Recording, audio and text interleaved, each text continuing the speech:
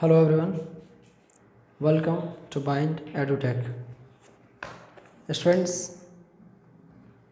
अभी हम लोग magnetic effect of current and magnetism के ऑब्जेक्टिव प्रश्नों पर बात कर रहे थे।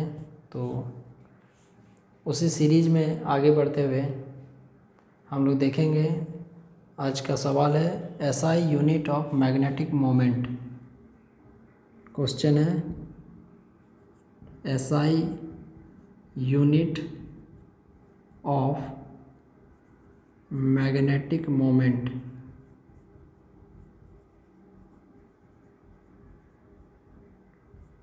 Is first option joule tesla का power -2, second option tesla joule का power -1, third option ampere metre square and fourth option per ampere metre square. देखो, यूनिट ऑफ हम लोग से पूछा जा रहा है ऐसा यूनिट ऑफ मैग्नेटिक मोमेंट, और अच्छे से इसको यदि बोलिएगा तो then this is called magnetic dipole moment. Magnetic dipole moment. तो यहाँ पर जब हम लोग उसको फाइंड आउट करना चाहें कि ऐसा unit of magnetic dipole moment क्या होगा, तो देखिए,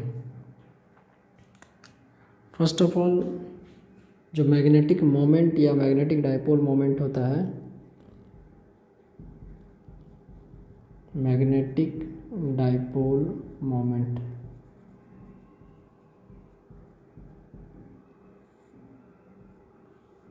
ये रहा एक मैग्नेटिक डाइपोल। ये आपको हो गया south pole, north pole, -qm +qm, the length is 12. This is a magnetic dipole, and the definition of magnetic dipole moment is defined as the product of magnitude of either charge to the dipole length। Either charge बोलने से अच्छा है either pole strength to the dipole length. इसको हम लिख देते हैं, आप चाहें तो इसको नोट डाउन कर सकते हैं। क्या होता है ये? प्रोडक्ट ऑफ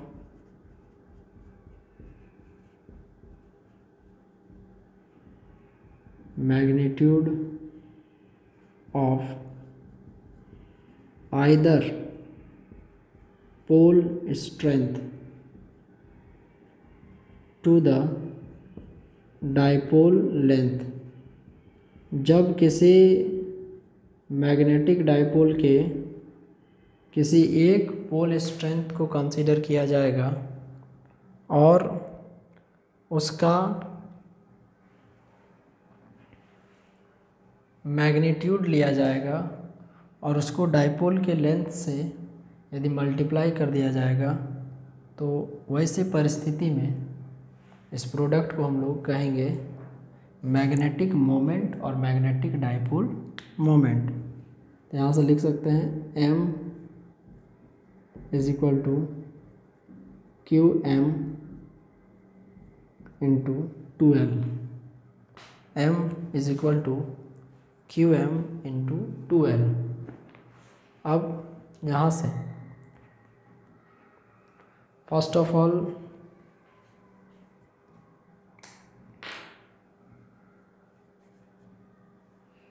जो qm × 2l है, तो qm = ideal that's current element. तो यहाँ पे लिख देंगे m आइडियल टू 2l। अब इसके बाद करंट का एम्पियर और लेंथ का मीटर, और ये जो 2L है इसका भी लेंथ है तो मीटर हो जाएगा। तो magnetic dipole moment m ampere metre square. यहाँ से मैग्नेटिक डायपोल मोमेंट का यूनिट हो गया एम्पियर मीटर स्क्वायर। अब इसके बाद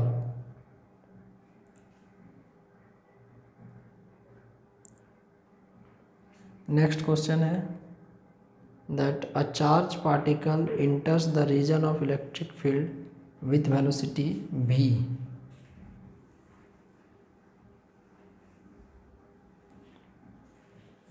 एक चार्ज पार्टिकल है जो एंट्री ले रहा है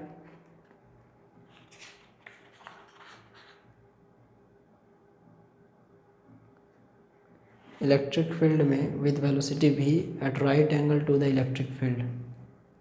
the path followed by charge particle is, देखिए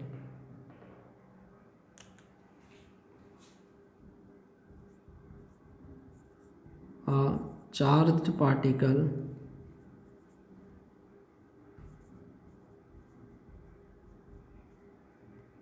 enters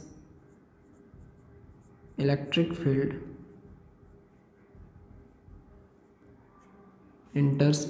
field with velocity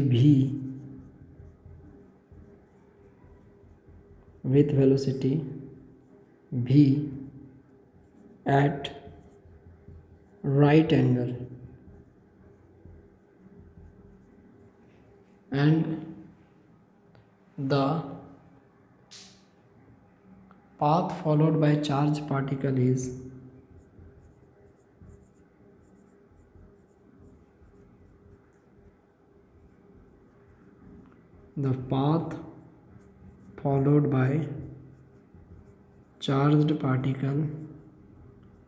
is first option है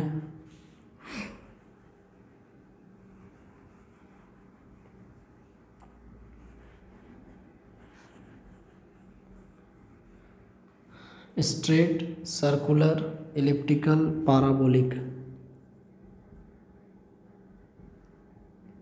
स्ट्रेट, सर्कल, इलिप्टिकल एंड एक है पाराबोलिक। देखिए स्ट्रेट लाइन का इक्वेशन होता है y = mx + c। उसी तरह इलिप्स है, सर्कल है, तो सबका अपना स्टैंडर्ड इक्वेशन होता है। जैसे पाराबोला है, तो हम लोग को यहाँ पर देखना है कि जैसे कोई चार्ज पार्टिकल इलेक्ट्रिक फील्ड में v वेलोसिटी से 90 डिग्री के एंगल पर जब एंटर करता है तो यहाँ पर चार्ज पार्टिकल का पाथ के बारे में बात होगा। एक तरीके से कह सकते हैं कि उसकी डिस्प्लेसमेंट, क्योंकि डिस्प्लेसमेंट करेगा तभी हम लोग उसके पाथ को फाइंड आउट कर सकते हैं। आप यदि यहाँ पर इलेक्ट्रिक फील्ड का फॉर्मूला देखिएगा तो E = आता है F/Q, F = QE and QE = force को हम लोग लिख सकते हैं MA और A = dV/dt एंड अगेन वहाँ से V का हो जाता है ds/dt। ये सब चीज़ बोलने से अच्छा है कि हम आपको लिख के दिखाते हैं। आप एक एक चीज़ पर फोकस कीजिएगा कि कैसे ये इक्वेशंस चेंज होते हैं। तो first of all electric field का फॉर्मूला हो जाएगा E = F/Q। अब यहाँ पे जो पार्टिकल है उसके बदले हम लोग लिख सकते हैं F = QE। This F is representing the electric force and now F = QE। यहाँ से F = हो जाएगा MA = QE। एम ए बराबर क्यू ई। अब it implies that M for mass, A stands for acceleration, तो यहाँ से हो जाएगा एम, और जहाँ एक्सेलरेशन है D V by D T, A के जगह क्यू ई। इसको थोड़ा ऐसे लिखते हैं, Q E is equal to M D V by D T. Q E is equal to M D V by D T. It implies that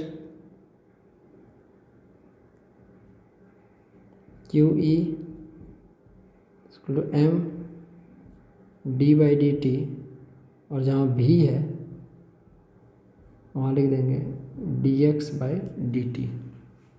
Q E is equal to M D by D T, और जहाँ भी है वहाँ हम लोग put कर देंगे D X by D T.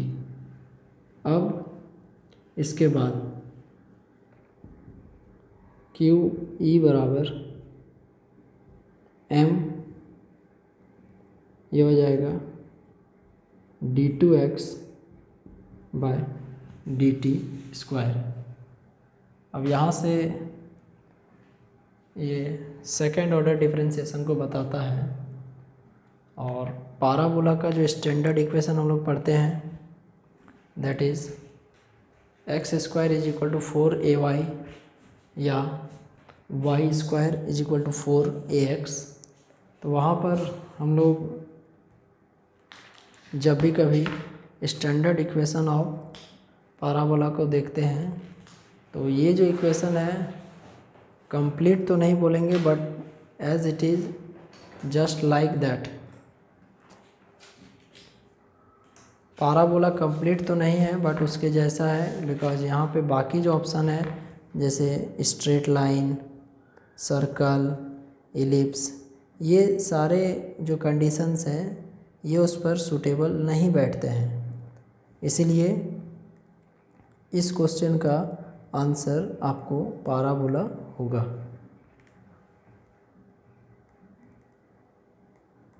देखिए ऑप्शन नंबर 4,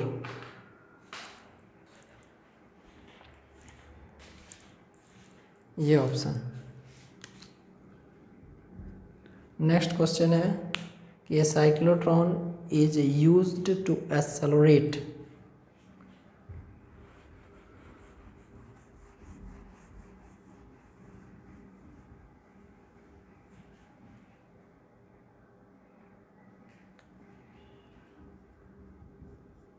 a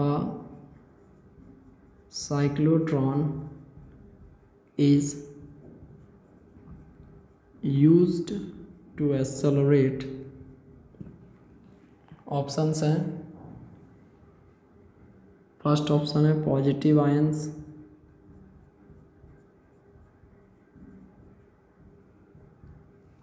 दूसरा ऑप्शन है न्यूट्रॉन्स, तीसरा ऑप्शन है इलेक्ट्रॉन्स, और चौथा ऑप्शन है नन ऑफ दीज। साइक्लोट्रॉन एक पार्टिकल एक्सेलरेटर है जिसके मदद से हम लोग चार्ज पार्टिकल को ग्रेटर एक्सटेंट तक एक्सेलरेट किया जा सकता है। तो इसमें हम लोग एक साइक्लोट्रॉन को जब पार्टिकल को एक्सेलरेट करने के लिए यूज करते हैं तो किस तरह के चार्ज पार्टिकल को एक्सेलरेट करने के लिए यूज करते हैं। तो साइक्लोट्रॉन के स्टार्टिंग में ही बताया जाता है कि cyclotron is a type of device which is generally use to accelerate charge particles of specially positive charge particles to greater extent of energy. मतलब साइक्लोट्रॉन एक ऐसा डिवाइस है जो स्पेशली पॉजिटिव चार्ज पार्टिकल्स को एक ग्रेटर एक्सटेंट ऑफ एनर्जी तक accelerate करता है। तो यहाँ पर हम लोग देखेंगे दैट जो इलेक्ट्रॉन्स या न्यूट्रॉन्स है तो उसके साथ क्या प्रॉब्लम्स है, उसको क्यों नहीं एक्सेलरेट करता है। तो फर्स्ट ऑफ ऑल जब साइक्लोट्रॉन में, इसका एक रफ स्केच यहाँ पे छोटा सा हम आपको बना देते हैं। यही साइक्लोट्रॉन का स्मॉल सा फिगर, मैग्नेट नॉर्थ साउथ। तो यहाँ पे जब चार्ज पार्टिकल एक सर्कुलर पाथ को यहाँ पर फॉलो करता है तो उस समय उसमें सेंट्रीपिटल फोर्स लगेगा mv²/r, और चार्ज पार्टिकल पर फोर्स का फॉर्मूला होता है QVB। एक्चुअली फार्मूला होता है QVB sin थीटा, बट यहाँ पे जो मैग्नेट इस साइक्लोट्रॉन में यूज किए जाते हैं वो कुछ इस प्रकार से होते हैं कि वो रेडियल मैग्नेटिक फील्ड को प्रोवाइड करते हैं। रेडियल मैग्नेटिक फील्ड, एक ऐसा मैग्नेटिक फील्ड जिसमें एंगल आपको 90 डिग्री बने, that's called radial magnetic field. तो यहाँ से आप यदि v को कैंसिल कर दें तो you will have mv/r is equal to QB। mv/r is equal to QB। इसको ऊपर कर दीजिए,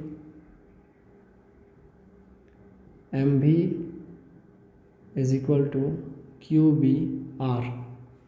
mv is equal to QBr। यहाँ से v इज इक्वल टू हो जाएगा QBr/m। v is equal to QBr/m। देखिए अब यहाँ से जो काइनेटिक एनर्जी गेन होता है किसी भी चार्ज पार्टिकल में, तो उसके लिए काइनेटिक एनर्जी का फॉर्मूला हो जाता है 12 mv²। तो यहाँ से हो जाएगा Ke बराबर 12 m, और जहाँ v² है वहाँ लिख देंगे QBr/m का स्क्वायर। ये स्टेप समझ में आ रहा है। काइनेटिक एनर्जी का फॉर्मूला 12 mv² होता है। यहाँ पे जो m है वो मास को रिप्रेजेंट करता है, जो v है वो वेलोसिटी को रिप्रेजेंट करता है। तो यहाँ से जो फॉर्मूला आएगा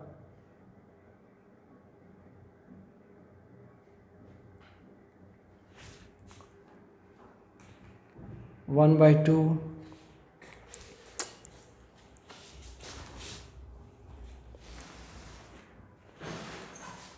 Q² B² R²/m²।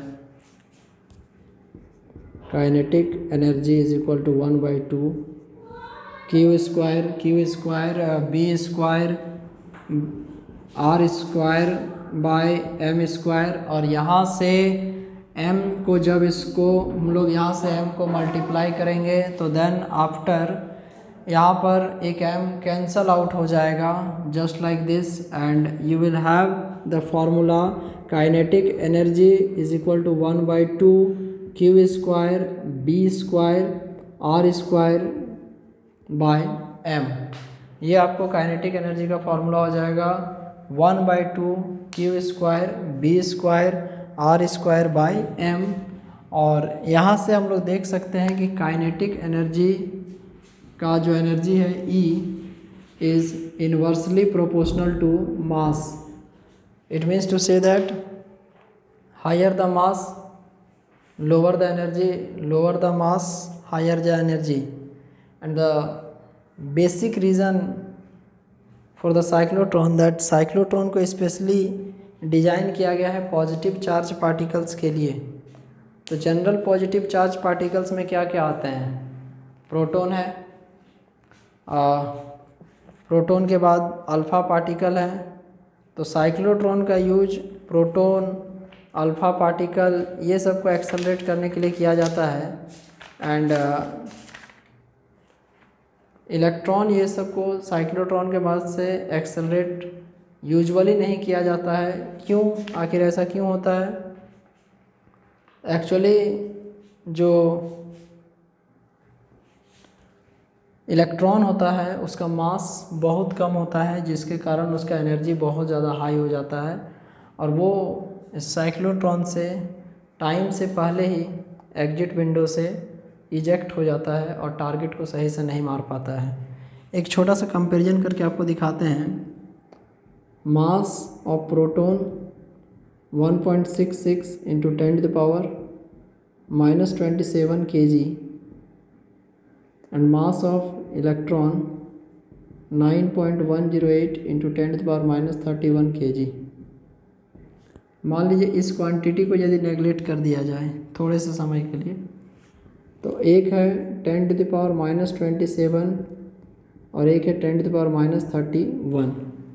इन दोनों में यदि देखा जाए तो ये quantity very very greater than, बहुत ज़्यादा हाई है, मतलब 10⁻4 का अंतर है। ऐसे तो -4 अमाउंट से ये बड़ा है, बट कंपैरिजन करके देखेंगे कि तो ऐसे बोलिए कि यदि इलेक्ट्रॉन का मास 1 है तो प्रोटॉन का मास 10⁻4 होगा। एंड इस मशीन का जो डिजाइनिंग है वो स्पेशली किया गया है आपको positive charge particle such like the protons और specially also the alpha particle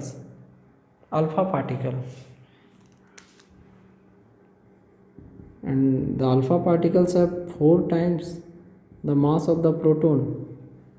alpha particle जिसका जो मास है वो प्रोटॉन के मास के 4 गुना होता है। आप समझ सकते हैं कि मतलब alpha particle is also so much heavier than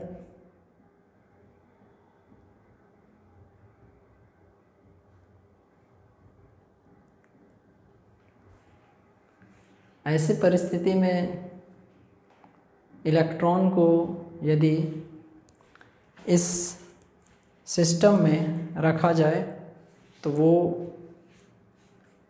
काफ़ी ज़्यादा लो मास होने के कारण इस साइक्लोट्रॉन में काफ़ी तेज़ी से सर्कुलेट होगा और इस एग्जिट विंडो से टाइम से पहले ही बाहर आ जाएगा और यहाँ पे जो टारगेट रहता है उस टारगेट को सही से हिट नहीं कर पाएगा। यहाँ पर एक टारगेट रहता है, इस टारगेट को जब सही से हिट नहीं कर पाएगा तो जो पर्पस है वो पूरा नहीं हो पाएगा। तो इसका आंसर इलेक्ट्रॉन्स तो नहीं होगा। अब एक चर्चा आता है न्यूट्रॉन्स कि सर न्यूट्रॉन्स को साइक्लोट्रॉन की मदद से एक्सेलरेट क्यों नहीं कर सकते हैं। तो देखिए न्यूट्रॉन्स के साथ कहानी ये है कि neutrons are the neutral particles and when neutrons is situated in between the dees of the cyclotron के बीच में जब न्यूट्रॉन को रखा जाएगा तो वो न्यूट्रॉन एक्चुअली में किसी भी डीज की ओर अट्रैक्ट नहीं होगा। एक्चुअली साइक्लोट्रॉन का जो वर्किंग है उसमें हम लोग देखते हैं कि जब भी बीच में कोई पॉजिटिव चार्ज पार्टिकल को रखा जाता है तो इस ऑसिलेटर के कारण एक साइड प्लस एक साइड माइनस, फिर एक साइड माइनस एक साइड प्लस, ऐसा चार्ज बनता है जो कि क्या करता है ना, इसको एक प्रॉपर साइड में अट्रैक्ट करते रहता है और एक प्रॉपर साइड में अपना हाफ साइकिल को कंप्लीट करने के बाद फिर वो पोलैरिटी को चेंज कर लेता है।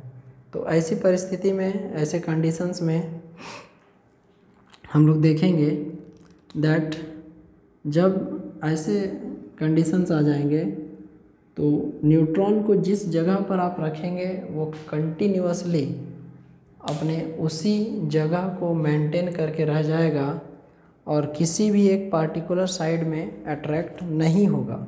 और जब वो किसी भी एक साइड में अट्रैक्ट नहीं होगा तो वैसी परिस्थिति में, वैसे कंडीशन में न्यूट्रॉन कभी भी आइदर साइड में जाकर मोशन नहीं करेगा और ना तो वो सर्कुलेट होगा और ना ही वो आगे जाकर एक्सेलरेट होगा। तो इस प्रकार से साइक्लोट्रॉन के मदद से हम लोग ओनली पॉजिटिव आयंस को ही एक्सेलरेट करते हैं और neutron particles, electrons, negative charge particles just like electrons और बीटा पार्टिकल्स, ये सब को एक्सेलरेट नहीं किया जाता है। देखिए इलेक्ट्रॉन को किया नहीं जाता है, न्यूट्रॉन को एक्सेलरेट कर नहीं सकता है। नॉन ऑफ दिस तो आंसर नहीं होगा, तो इसका सही आंसर हो जाएगा पॉजिटिव आयंस। अब इसके बाद साइक्लोट्रॉन की मदद से हम लोग जो चार्ज पार्टिकल को एक्सेलरेट करते हैं, तो बहुत सारे प्रश्न इससे बनते हैं कि साइक्लोट्रॉन में किस डिवाइस का, किस कंपोनेंट का क्या काम होता है, और साइक्लोट्रॉन में इलेक्ट्रिक फील्ड क्या करता है, मैग्नेटिक फील्ड क्या करता है। इन सभी चीज़ों पर हम लोग प्रॉपर वे में डिस्कशन करेंगे। आप सभी कोई अपने स्तर से भी कुछ प्रश्नों को बनाने का प्रयास करेंगे। नेक्स्ट क्लास में हम लोग इससे आगे देखेंगे। Take care of yourself. Thank you very much. Bye.